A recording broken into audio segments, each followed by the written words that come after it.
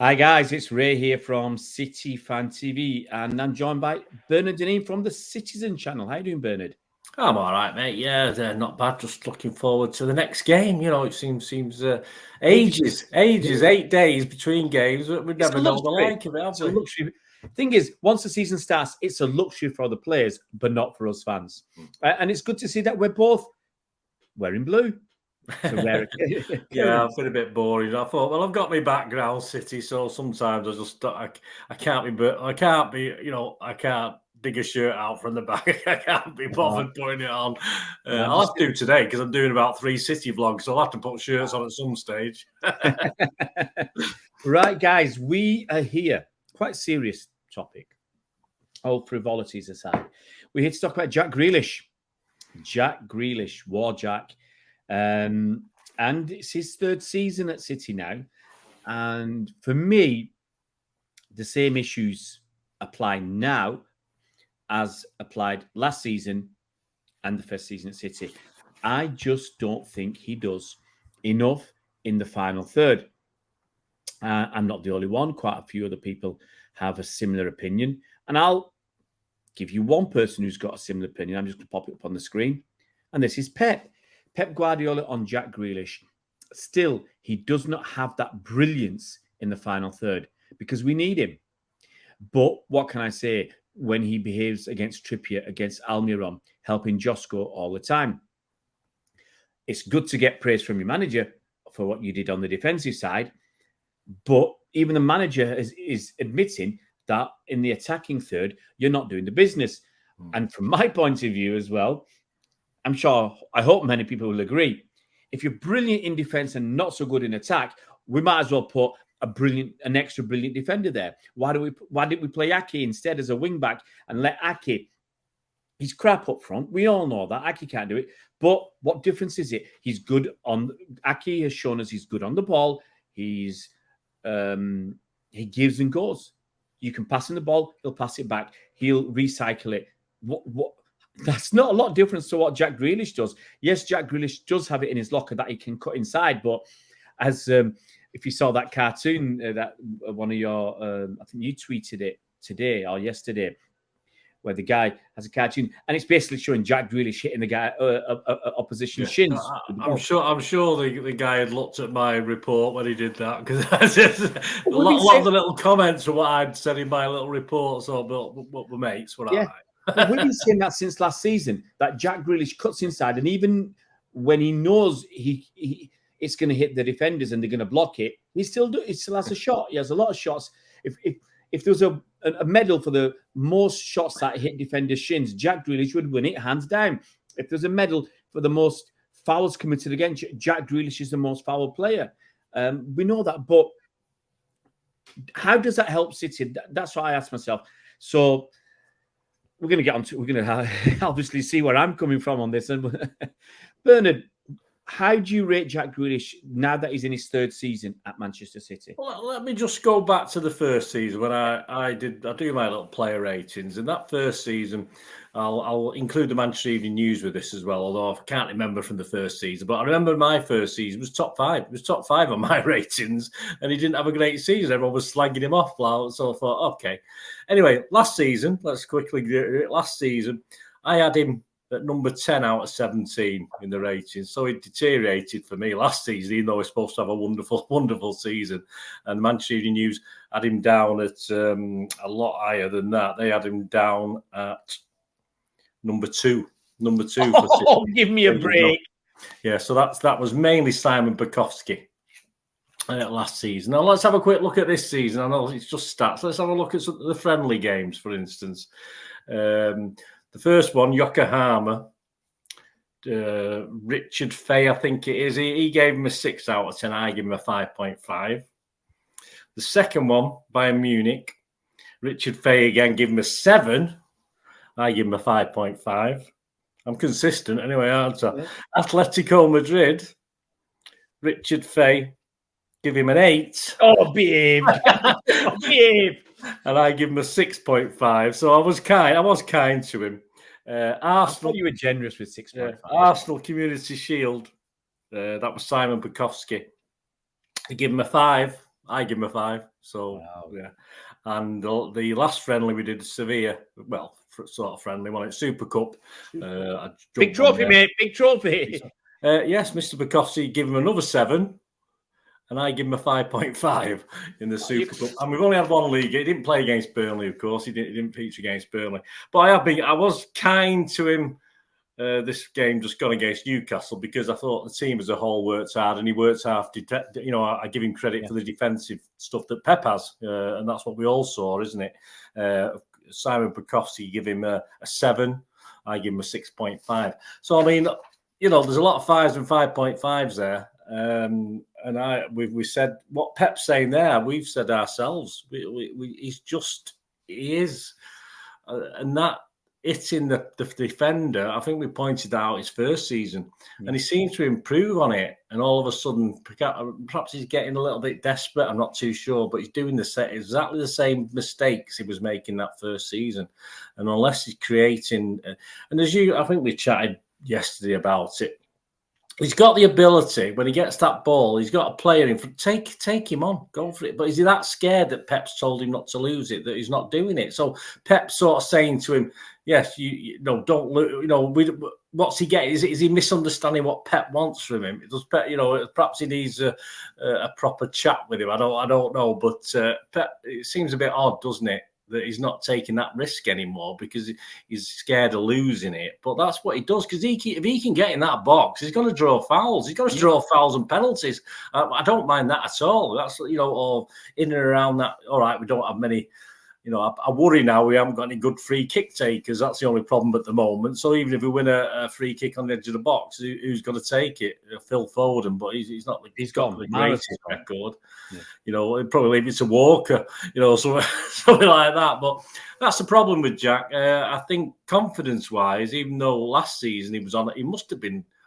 Really, because everyone was raving over him last season, what a great job he was doing, and we were a bit,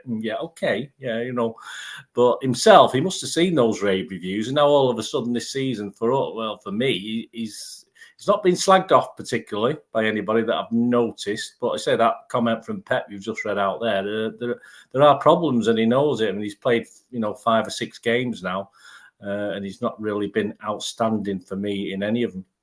Yeah, it's disappointing. Last season, you give him a title. Do you remember what you named him? What you called him? Man? The Nearly Man, and that is the truth. He's doing a good job and tracking back most of the time. He's that tackle on Almiron probably might have had a bit to do with what he said about Almiron last season. So that side of his game. I think defensively, fantastic. I think his work ethic is what Pep wants. But he's a lot better than we expected. But that final third is where it's time to deliver. He's not delivering, and the problems you have with that is, I'll give you an example. On Saturday against Newcastle, Erling Haaland couldn't hit that proverbial barn door with a banjo. He was messing up all the time. Who else is going to step up and help us? Foden did. Foden stepped up massively. Alvarez did. Alvarez stepped up. And Jack Grealish did nothing in that final third. And that's the disappointment. And you said it yourself. He's been placed in a one-on-one position. And he'll just jockey. He might as well be on the dance floor dancing because he's not taking him on. And then he waits, and then he's got two extra men come on, and then he passes it to somebody else. Passes it backwards. He's not even getting crosses in, is he? Even if he's wide, he's not even. He's recycling. He's not even putting a cross in the box for Haaland. I don't know how many assists. I don't know if anyone's got any records of his assists for Haaland, for instance, compared to KDB. So he can't have many. He can't. I don't think he has many. Basically, I've started an assist thing this season on my little schedule thing, but let me tell you, he's not even whipping crosses in. At least Mahrez on the other side would whip the crosses in. All right, they may get stopped by a defender, but at least he's putting the effort in and getting the crosses into the box. What I can't do is tell you how many he's assisted Haaland. Okay. But in the whole of last season, 28 league appearances. I'm only focusing on league. 7 assists. It's not enough. That's a winger. You've got to be whipping things in, haven't you? You've got to be. he might have drawn a few free kicks and we might have scored the Yeah. odd goal, and which wouldn't be looked at. But open play. This is what I mean. Well, as I think we said a couple of games ago, we're looking more dangerous on set plays than we are in open play at the moment, which is a big worry. Well, I'm just looking at his first season at City, 26 appearances, 3 goals, 3 assists. And yes, it's not all about stats, but they're pretty lame stats. And Raheem Sterling was getting castigated when he left for better stats than that. His second season, 28 appearances, 5 goals, 7 assists. Still, for me, for a guy who's playing out on the wing, it's not good enough. It's just not good enough. And you've got to remember, did I ask you this question? Would you have Raheem Sterling or Jack? And you said, Jack. So, yeah. No, so even, I mean, look, I was Raheem's biggest fan when he was playing well, and I was his biggest critic when he wasn't. And I'm not. Well, we always said Raheem. I love Raheem, but don't he didn't know when to release it. He didn't know when to give it someone else. By half the time, a lot of disappointment with Raheem was his finishing or inability to finish. Again, he was an early man. He did certain things, and all of a sudden, when he got near the box, it's as though he just run into a player or run it out or did various things. These are Raheem's stats for the last season with us, 2022-23, when it was his last season. He was very poor. 28 appearances, same as Jack last season. 6 goals, 3 assists. So he got 9 goals and assists. Jack got 12. Not a lot of difference. Previous season, let's see if I can pull the previous season up. He got 18 goals and assists in 30 appearances. That's a reasonable number. That's a decent return. And if you go further back, his numbers were good again. 31 appearances, 10 goals, 7 assists. And go back, that's where his big numbers are. I don't think Jack considers himself a winger, does he? No, I don't think he would. I think he would. He considers himself a free spirit, doesn't he? Yeah. That's what. Look, he'd like to. I bet you he'd like to be given the role that Phil Foden had. Yeah, I think he'd love that role, but he can't do what Phil Foden can do. No, it's not. No, I've not seen it at City. I've not seen Grealish being able to do that.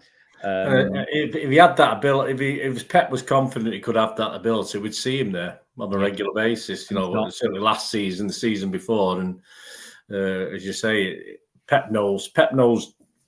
Obviously knows his players. He knows what they can do. I mean, Akanji, we doubted him with Akanji, but all of a sudden he looked far better doing that role than we thought. What's he doing? Yeah. What's he doing playing Akanji there? But I'm just going to say, I think Grealish has been lucky as well. He's lucky that Phil Foden was injured last season.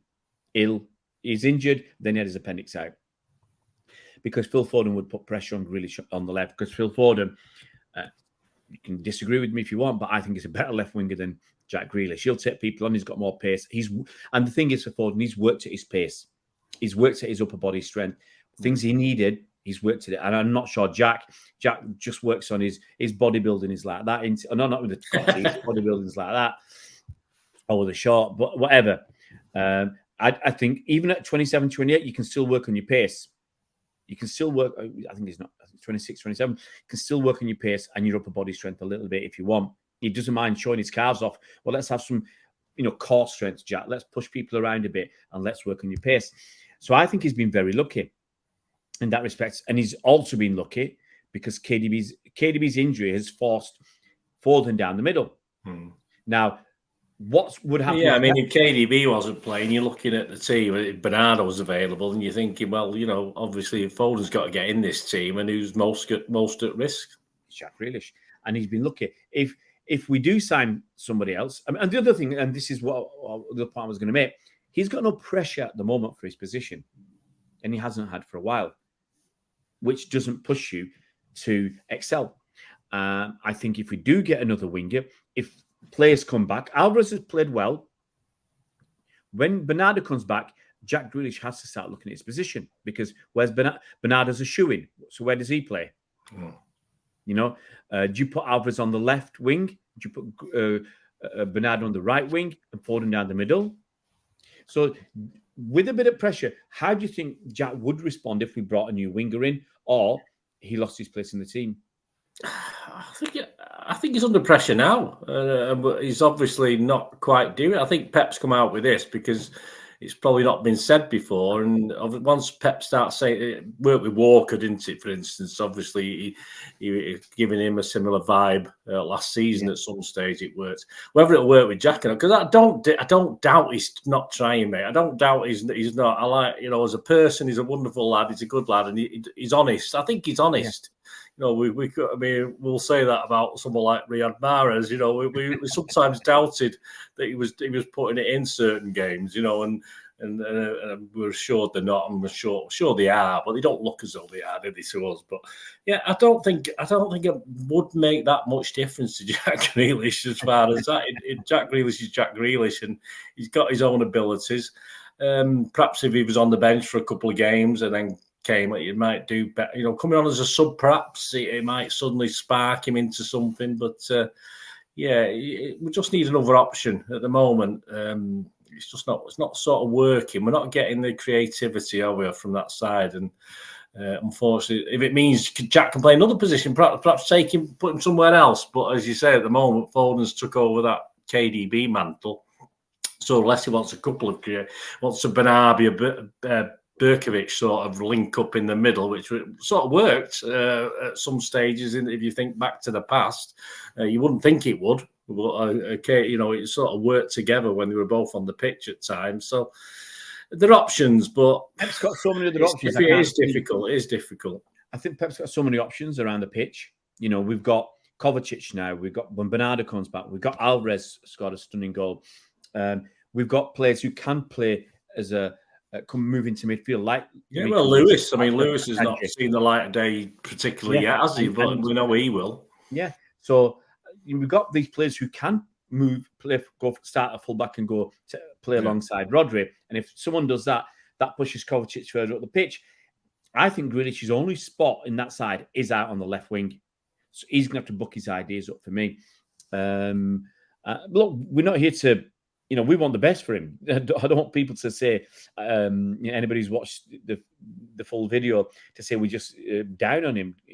We're not. Sometimes it's just a switch. Yeah. Sometimes it's just a switch that needs something that needs doing. A little tinkle from Pep, a little messing about, and it could totally change because he's got wonderful skill. He's got brilliant skill. Yeah. But sometimes it looks as though he just needs a little bit more confidence to do it and risk things at the moment. As I say, he's so indoctrinated probably into Pep's thing at the moment that he's lost that Cole Palmer thing where he sort of he doesn't mind taking the odd risk because he's been allowed to because of who he is. But Jack, perhaps because of the money, because of what he's valued at, and the fact everyone's thought he had a good season last season. This is his third season, so he's got to kick on. And I think based on those friendly games he's been playing, he probably knows himself he's not really kicking on, and he's got to play on the mind.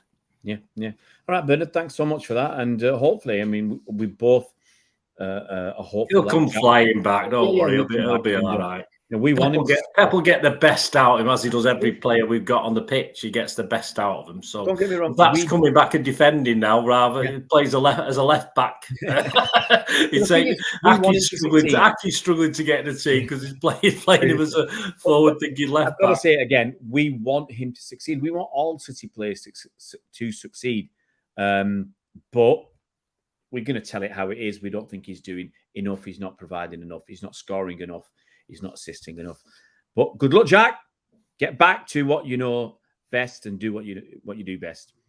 Thanks, guys, for watching this video. And if you're new to the channel, it would be fantastic if you could subscribe. And if you can hit that bell icon, you'll be notified as soon as new videos come out. We'll see you around, Blues.